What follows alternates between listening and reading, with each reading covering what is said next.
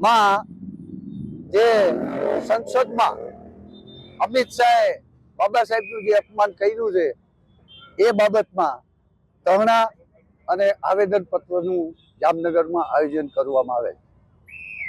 હું યુવા દલિત સમાજના પ્રમુખ એન્જિનિયર ભાણજીભાઈ કે મકવાણા સાથે બૌદ્ધ સમાજના પ્રમુખ મિલિંદ કુમાર મકવાણા સંયુક્તમાં આવેદન પત્ર કલેક્ટરશ્રીને આપી અને રાષ્ટ્રપતિને મારફત કલેક્ટર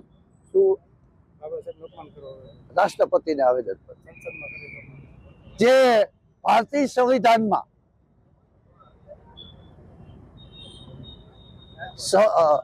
ચર્ચા થઈ 75મી વર્ષગાંઠ રાજ્યસભામાં, ત્યાં આ દેશના ગૃહમંત્રી અમિત શાહ જે કહ્યું કે બાબા સાહેબનું નામ લેવું ફેશન થઈ ગઈ. આટલું નામ જો આંબેડકર આંબેડકર આંબેડકર એવું 7 વખત બોલી આટલું નામ જો ભગવાનનું લેવામાં આવે તો એમને સ્વર્ગ પ્રાપ્ત થાય. તો મારું એટલું કેવું છે જામનગર વતીથી અને સમાજ વતીથી કે એમણે ખરેખર રાજીનામું આપી દેવું જોઈએ અને એમણે મંદિરમાં ટંકોરા વગાડી અને એ સ્વર્ગમાં જાય અમિત શાહ ગૃહમંત્રી, એવી અમારી માંગણી અને એવી અમારી રજૂઆત છે કે ખરેખર એને સ્વર્ગમાં જવું જોઈએ. સંસદમાં બેહવાનો એમનો ખરેખર કોઈ અધિકાર થતો નથી.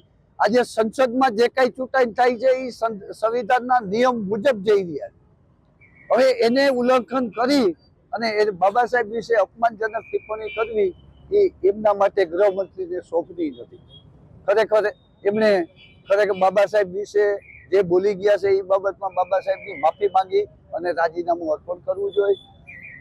અને જો રાજીનામું ન આપે તો આ દેશના રાષ્ટ્રપતિ પણ સંવિધાનના નિયમ પ્રમાણે બાબા સાહેબના સંવિધાન પ્રમાણે બિરાજમાન છે દ્રૌપદી મુર્મુજી, તો એમને પણ સત્તાના રૂએ ભારતીય સંવિધાનની કલમ પ્રમાણે અનુચ્છેદ 75(2) મુજબ રાજીનામું લઈ લેવાની સત્તા રાષ્ટ્રપતિ પાસે છે. જ્યારે શપથ લેવડાવવામાં રાષ્ટ્રપતિ લેવડાવી શકતા હોય તો રાજીનામું પણ લઈ શકે છે. માટે અમારી આ દલિત સમાજની જે વેદના છે, બૌદ્ધ સમાજની જે વેદના છે એ અત્યારે રજૂ કરું છું કે રાષ્ટ્રપતિ સ્ટ્રીક બને, સંવિધાનનું માન સન્માન જાળવી અને રાજીનામું અમિત શાહનું લઈ લે એ અમારી વિનંતી.